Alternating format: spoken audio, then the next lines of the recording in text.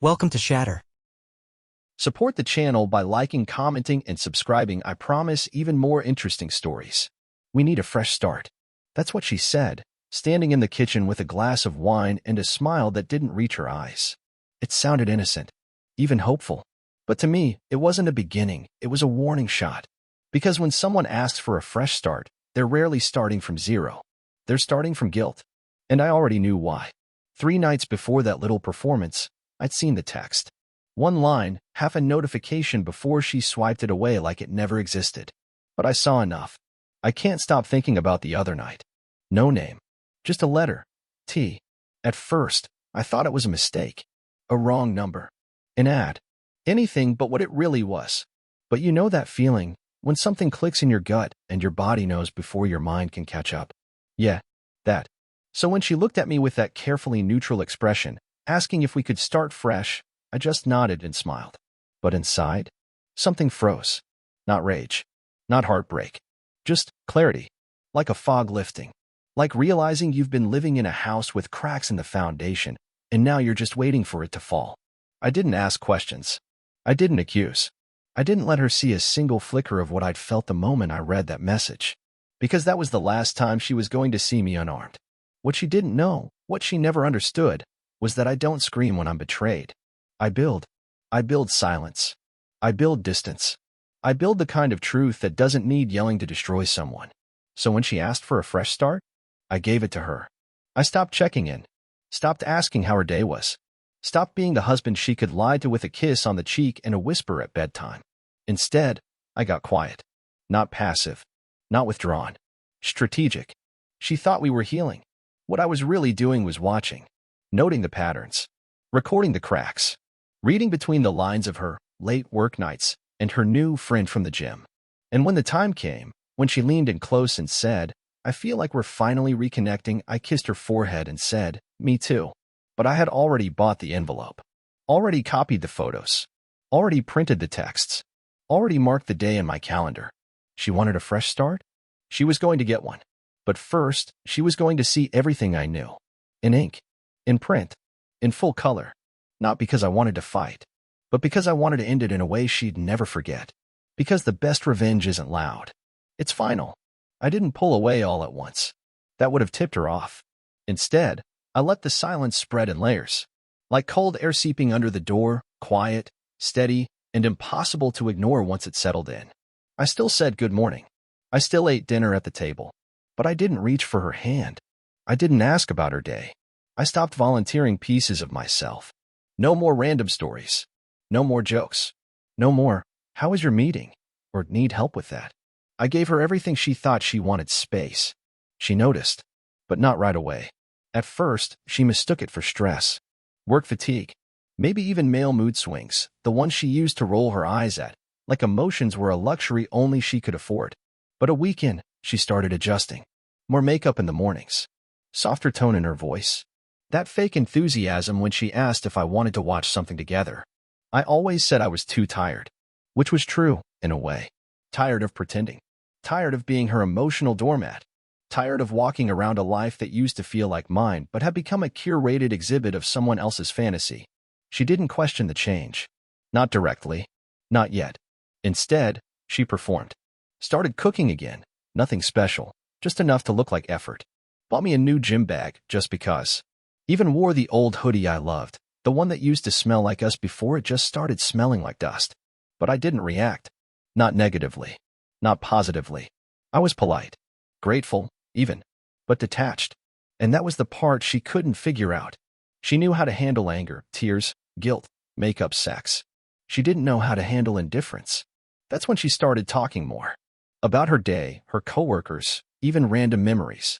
Like she was trying to summon a version of me that used to hang on every word. But the version she broke didn't exist anymore. I let her talk. I let her perform. And all the while, I was tracking the patterns, the messages that came late, her screen tilting ever so slightly away from me, her mood shifts after certain notifications. I wasn't trying to catch her in the act anymore. I already had enough. What I was doing now was preparing for precision. Because if she thought I was going to confront her in some desperate attempt to salvage things, cry, scream, beg, she didn't know who she was married to. She never did. And the more I disappeared into my own silence, the more she started reaching. A hand on my arm that lingered too long. A suggestion we take a weekend trip together. Even a moment where she sat next to me, uninvited, leaned her head on my shoulder, and whispered, "I've missed this." I didn't flinch. I didn't lean in. I didn't push her away. I just kept watching the screen in front of me. Because her mistake wasn't the affair. Her mistake was thinking I was still the man who'd care. People don't notice the shift right away, not when it's quiet. They don't see you planning your exit if you're still watering the plants and taking out the trash. But that's the beauty of silence. It works in shadows. I didn't change overnight. I changed like a man folding his life, one corner at a time, so no crease would show. The first thing I did was move the money. Not all of it. Just enough. Rerouted half my salary to a private account under a business name I had set up years ago and never used. She never asked about money. Never cared how the lights stayed on, as long as the wine rack was full and the credit card worked. So I began turning the valves. Subscription services gone. Joint savings transferred. Emergency fund locked with new credentials. I didn't do it to hurt her. I did it because I knew what came next, and when she finally fell, she wouldn't take me with her. Then came the documents. I pulled everything, mortgage papers, tax returns, car leases. Quietly met with a lawyer downtown during one of her workout weekends. Told him I wasn't angry, just ready. He looked surprised. I didn't fit the profile. No bruises. No accusations. Just calm, deliberate detachment. That's when he leaned back in his chair and said, "You've already left, haven't you?" I nodded. Because that's the part they never see. They think the man who stays quiet is the man who's stuck. But silence is rarely paralysis. Sometimes it's the countdown. I started working late. Not for the job, for myself. Rebuilding my routine. Reclaiming my habits. Gym sessions. Late-night runs. Drinks with old friends. And I noticed how fast she started asking questions. "Who were you with? You didn't answer your phone. You're dressing nicer lately." She never said it with suspicion. That would have meant owning her insecurity. No, she said it with curiosity, the kind that covers panic. She started wearing perfume again. The expensive one I bought her for our anniversary 2 years ago. Wore it around the house like it was some kind of memory anchor. But all it did was remind me of a version of her that no longer existed. Every time she tried to pull me back into her world, I gave her just enough warmth to keep her confused. That's the key. Not cruelty. Not aggression. Ambiguity. Because when someone isn't sure if they're losing you, the doubt eats them alive. She thought she was still the star of the show. She didn't realize I had already stepped backstage and started packing. The truth is, I wasn't trying to hurt her. I just wanted to show her what life felt like without my effort. And when the time came to deliver the evidence, it wouldn't be out of rage. It would be a formality. A quiet notification that the role of husband had been officially vacated. The text had only shown a letter T. Just one character, short and meaningless on its own. But I knew better. Behind every vague message is someone who thinks they're clever. Invisible. Safe. I wasn't in a hurry. I waited. The next breadcrumb came during one of her client dinners. She came home smelling like a mix of red wine and a hotel lobby. Not perfume, not food, but environment. A scent you only notice when you've been in enough chain hotels to recognize the recycled air and overly polished wood. I asked how the dinner went. She said the food was amazing, then changed the subject. 2 days later, while she was in the shower, I checked her phone bill. Call logs don't lie. The same number, always at night. Always when I wasn't around. No name, just a string of digits. But the pattern was clear. I copied the number and used a lookup service. It pinged instantly. Tyler. Of course it was. We'd met him once, months ago. A vendor or consultant, I don't even remember the specifics. She'd introduced him as just one of the guys we outsourced to. Harmless. Unimpressive. The kind of man you forget in the middle of a sentence. But he was clever in one way: he stayed quiet, in the margins. No social media trail, no tags, no public photos. Which only made it easier to find what mattered. She'd saved his contact under a fake business name in her phone. Hidden in plain sight. But I had the number now. And I started collecting. Emails. Check-ins. Hotel confirmations. A Lyft receipt billed to our shared account. Genius move, by the way. I didn't say a word. Didn't leave a clue. Just documented it all. Screenshot by screenshot. PDF by PDF. Then came the camera. Nothing big. Just a basic home security cam pointed at the front of the house, something I told her I installed for package theft. She never questioned it. She should have. I caught her leaving early one Saturday. She told me she was meeting her sister. The footage showed her dressed for anything but family. Black dress, red lipstick, heels I hadn't seen since our last anniversary. Tyler picked her up in a black sedan. License plate matched the lift from 2 weeks earlier. And just like that, the story began writing itself. Still, I didn't act. I didn't speak.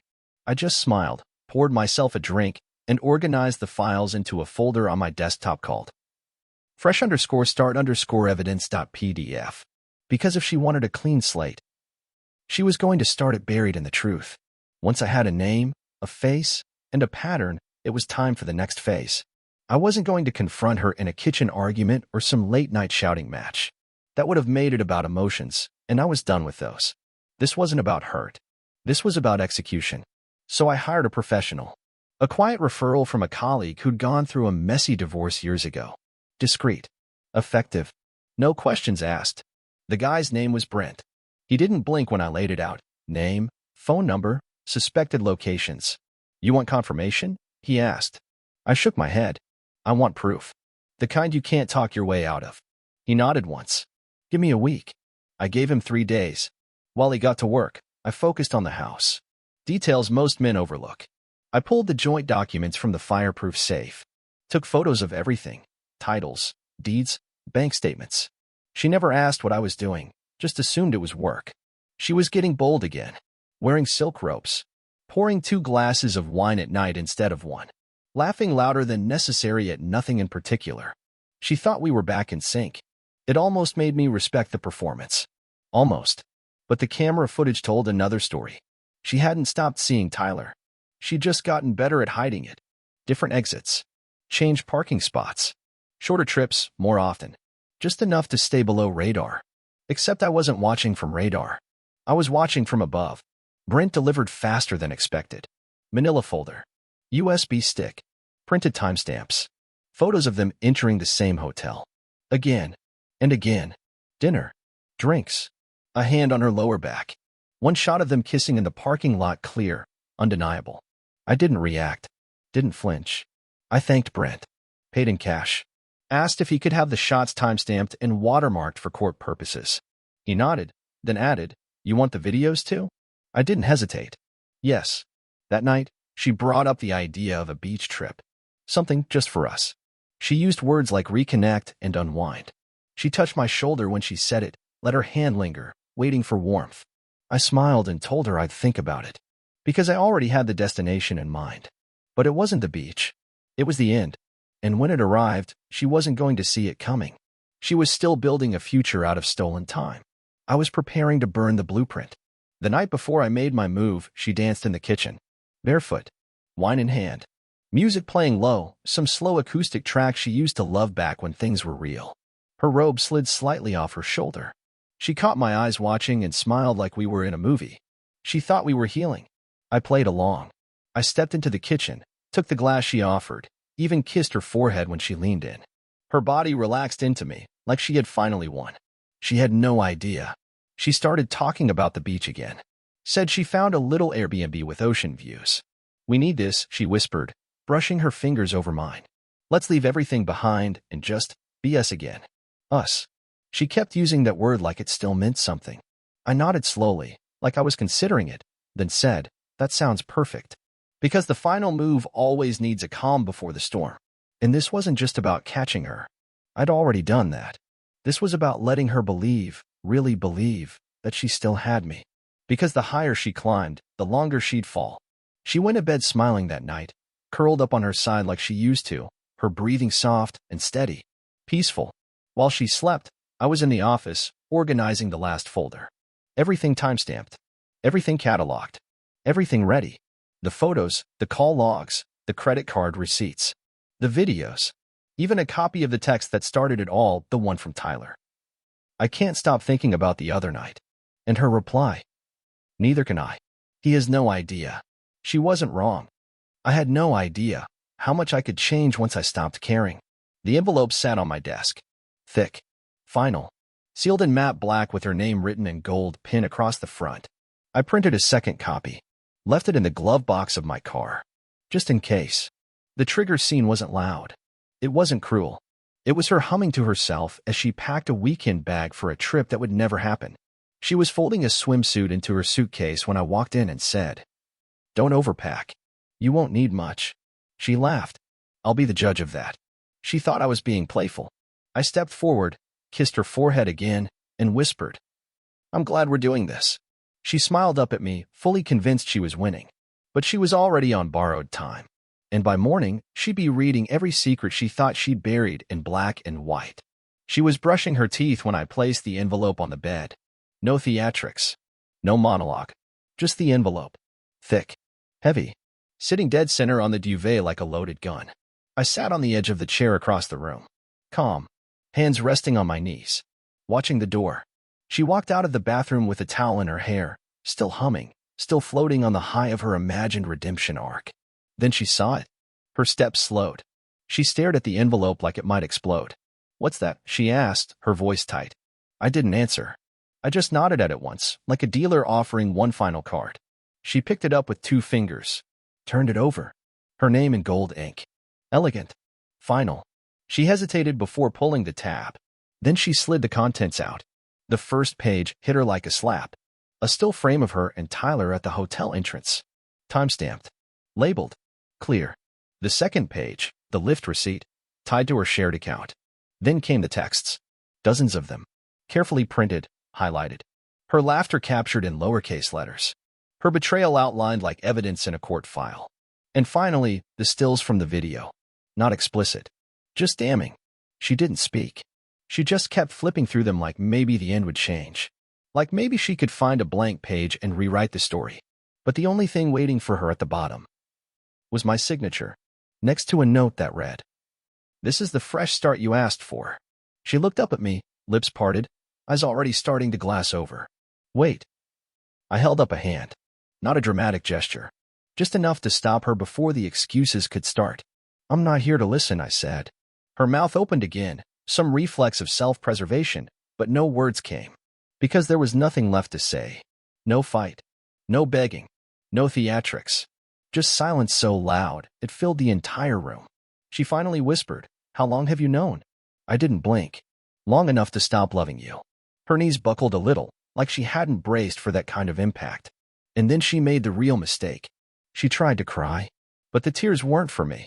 They were for the version of herself she just watched burn in front of her. I stood up, walked over, and took the envelope from her trembling hands. Slid it back into the folder. Closed it. "We're done," I said. And then I walked out of the room. She didn't follow. Because she knew this wasn't a threat. It was a statement. And nothing kills faster than a man who no longer cares if you're watching him walk away. After the envelope, I became a ghost with a pulse. I didn't scream. Didn't storm out. Didn't give her the satisfaction of knowing what part of me broke. I stayed in the house for now. Slept in the guest room. Ate alone. Moved through the space like a visitor who knew better than to touch anything that wasn't his anymore. She tried to play it cool.